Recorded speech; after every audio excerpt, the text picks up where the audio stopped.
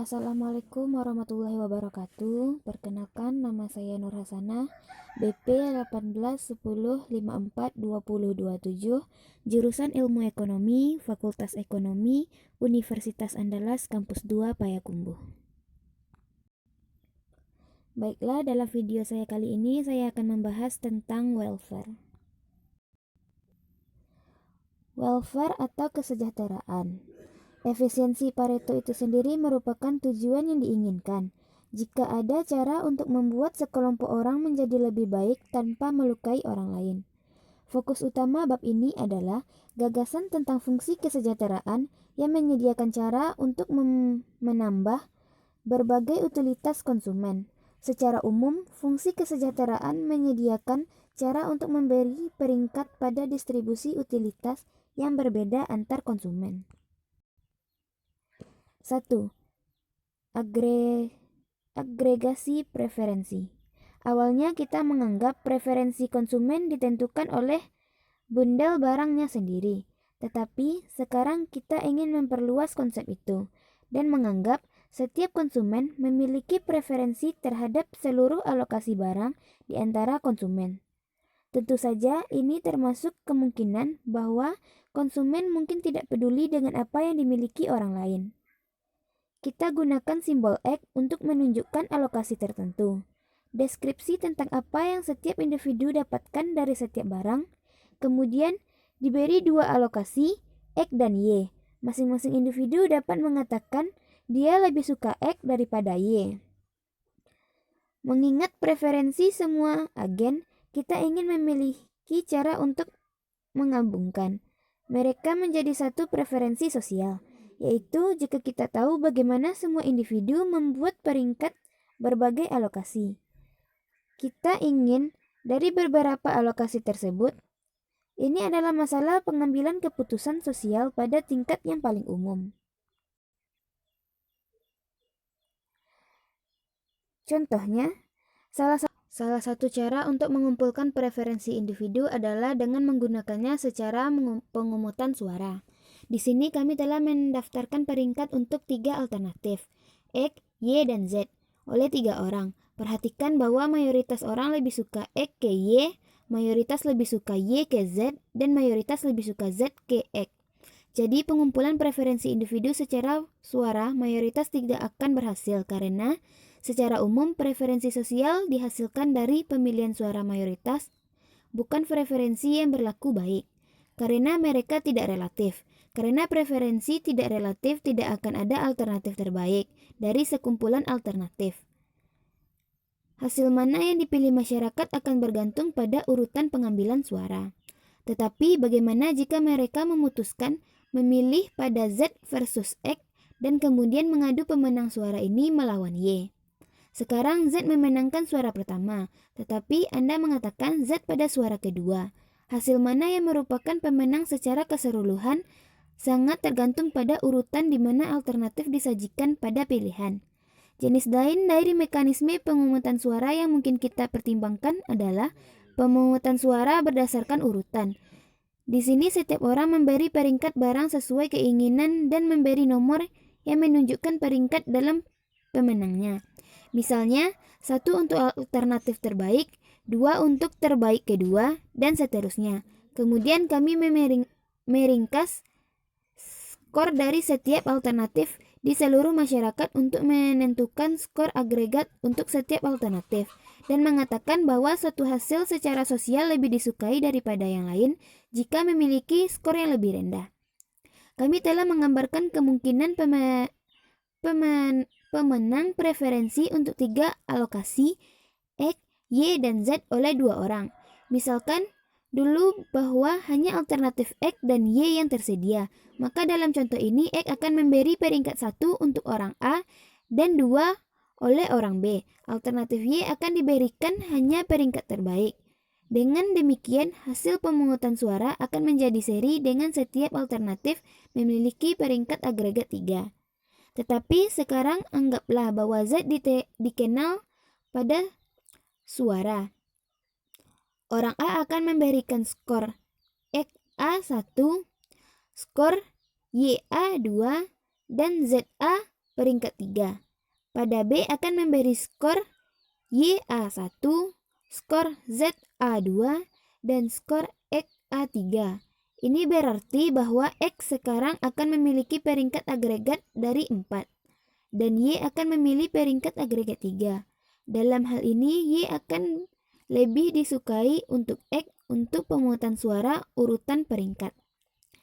Masalah dengan pemungutan suara mayoritas dan pangkal urut adalah bahwa hasil mereka dapat dimanipulasi oleh agregat cerdik.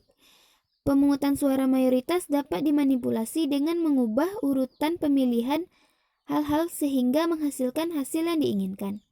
Voting peringkat urutan dapat memanipulasi dengan memperkenalkan alternatif baru yang mengubah peringkat akhir dari alternatif yang relevan. Pernyataan yang muncul secara alami adalah apa yang mekanisme keputusan sosial secara mengubah preferensi yang kebal terhadap manipulasi semacam ini? Adakah cara untuk menambahkan preferensi yang tidak memiliki properti yang tidak diinginkan seperti yang dijelaskan di atas? Teorema impossible arrow, jika suatu keputusan sosial membuat Slave phase memiliki periode 1, 2, dan 3, maka itu harus berupa keditatorat. Semua peringkat sosial adalah peringkat dari satu individu. Teori impossible arrow adalah mengejutkan. Ini menunjukkan bahwa 3 fitur mekanisme keputusan sosial yang sangat masuk akal dan diinginkan tidak konsisten dengan demokrasi. Tidak ada cara sempurna untuk membuat keputusan sosial. Tidak ada cara sempurna untuk mengumpulkan preferensi individu untuk membuat suatu preferensi sosial. Jika kita ingin menentukan secara untuk mengubah preferensi individu untuk membentuk preferensi sosial, kita harus melepaskan salah satu sifat dari mekanisme keputusan sosial yang dijelaskan dalam teori arrow. 2. Fungsi kesejahteraan sosial. Dengan preferensi masing-masing individu atas alokasi, kita dapat membangun fungsi utilitas UI dalam kurung X untuk merangkum penilaian nilai individu. Orang yang saya pilih EKY jika UI dalam kurung X besar dari UI dalam kurung Y, tentu saja ini sama seperti fungsi utilitas. Mereka dapat dikalahkan dengan cara apapun yang menjaga pemesanan preferensi yang mendasarinya. Tidak ada preferensi utilitas yang unik, tetapi mari kita pilih beberapa preferensi utilitas dan tetap menggunakannya. Maka salah satu cara untuk mendapatkan preferensi sosial yang preferensi individu adalah dengan menambahkan utilitas individu dan menggunakan jumlah yang dihasilkan sebagai semacam kegunaan sosial. Artinya, kita akan mengatakan bahwa alokasi X lebih disukai secara sosial daripada alokasi.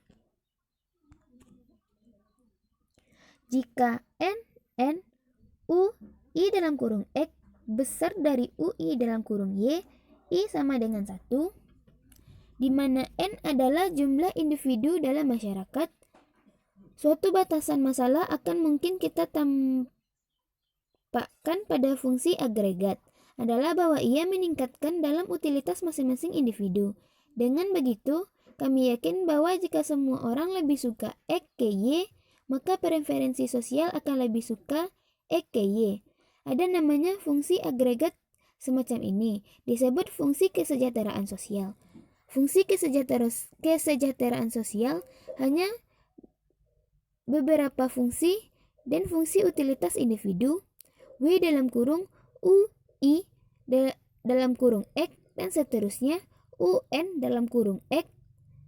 Ini memberikan cara untuk memberi peringkat pada alokasi yang berbeda, yang hanya bergantung pada si individu. Dan ini merupakan fungsi peningkatan dari utilitas masing-masing individu. Fungsi untuk utilitas individu adalah W dalam kurung U1 seterusnya UN tutup kurung sama dengan U pangkat N, I sama dengan 1. Fungsi kesejahteraan tertimbang jumlah utilitas yaitu W dalam kurung U1 seterusnya UN tutup kurung sama dengan AI U I pangkat N. I sama dengan 1. Fungsi kesejahteraan sosial minimax atau Rausian yaitu W dalam kurung U1 seterusnya UN tutup kurung sama dengan min dalam kurung U1 seterusnya UN. Ketiga, maksimalisasi kesejahteraan. Jika kita memiliki jumlah total X pangkat 1 seterusnya X pangkat K barang 1 seterusnya dan barang K untuk mendistribusikan di antara konsumen, kita dapat menimbulkan masalah maksimalisasi kesejahteraan. Max W dalam kurung U1 dalam kurung X seterusnya UN dalam kurung X sedemikian rupa sehingga X pangkat 1I sama dengan X pangkat 1. I sama dengan 1. X pangkat KI sama dengan X pangkat I. I sama dengan 1. Hal pertama yang harus kita perhatikan bahwa alokasi kesejahteraan maksimal haruslah alokasi efisien Pareto. Lalu ada beberapa alokasi lain yang memberikan setiap orang setidaknya utilitas yang sama besarnya dan seseorang utilitas yang lebih besar, tetapi fungsi kesejahteraan adalah fungsi yang meningkatkan dari utilitas masing-masing agregat. Dengan demikian, alokasi baru ini harus memiliki kesejahteraan yang lebih tinggi, yang bertentangan dengan asumsi bahwa kita semua memiliki kesejahteraan maksimum. Berikutnya adalah kurva. Kita telah memiliki alokasi preferensi Pareto dan menemukan suatu set kurva kesejahteraan rakyat yang menghasilkan kesejahteraan maksimal. Jika himpunan distribusi utilitas yang mungkin adalah himpunan cembung, seperti yang diilustrasikan pada gambar di atas, maka setiap titik pada kontraknya adalah maksimalisasi kesejahteraan untuk fungsi kesejahteraan jumlah utilitas tertimbang. Fungsi kesejahteraan dengan demikian menyediakan cara untuk memilih alokasi Pareto yang efisien.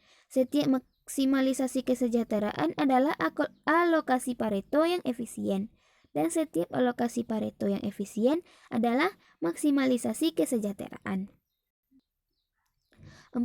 Fungsi kesejahteraan sosial individualistis. Preferensi individu sebagai yang didefinisikan di atas, seluruh alokasi tidak daripada bandel barang masing-masing individu, tetapi seperti yang dikatakan sebelumnya, individu mungkin hanya peduli pada bandel mereka sendiri. Dalam hal ini kita dapat menggambarkan XI untuk menunjukkan individu adalah bandel konsumsi dan membiarkan UI dalam kurung XI menjadi individu adalah tingkat utilitas menggunakan beberapa referensi tetap utilitas. Maka fungsi kesejahteraan sosial akan punya fungsi W sama dengan W dalam kurung U1 dalam kurung X1 seterusnya UN dalam kurung XN. Fungsi kesejahteraan secara langsung merupakan fungsi dari tingkat utilitas individu, tetapi secara tidak langsung merupakan fungsi dari tingkat konsumsi agregat individu. Bentuk khusus fungsi kesejahteraan ini dikenal sebagai fungsi kesejahteraan individualistis atau fungsi kesejahteraan Bergson-Samuelson. 5. Ian alokasi adil. Pendekatan fungsi kesejahteraan adalah cara yang sangat umum untuk menggambarkan kesejahteraan sosial. Pendekatan lain adalah mulai dengan beberapa penilaian moral tertentu dan kemudian memeriksa implikasinya bagi distribusi ekonomi. Ini adalah pendekatan diambil dalam studi alokasi yang adil. Keenam, iri dan ekuitas. Alokasi pembagian yang sama memiliki preferensi yang tidak ada agregat yang iri pada agen lain. Tetapi pada banyak alokasi lain memiliki preferensi yang sama. Untuk menentukan apakah ada alokasi yang adil atau tidak, lihat saja alokasi yang dihasilkan. Jika kedua agregat bertukar butles, jika alokasi yang ditukar ini terletak di bawah kurva indiabilitas masing-masing agregat melalui alokasi asli, maka alokasi asli adalah alokasi yang adil. Sekian yang dapat saya sampaikan dalam video kali ini. Jika ada kesalahan baik disengaja maupun tidak disengaja, saya mohon maaf. Terima kasih atas perhatian dan waktunya. Saya akhiri dengan Assalamualaikum warahmatullahi wabarakatuh.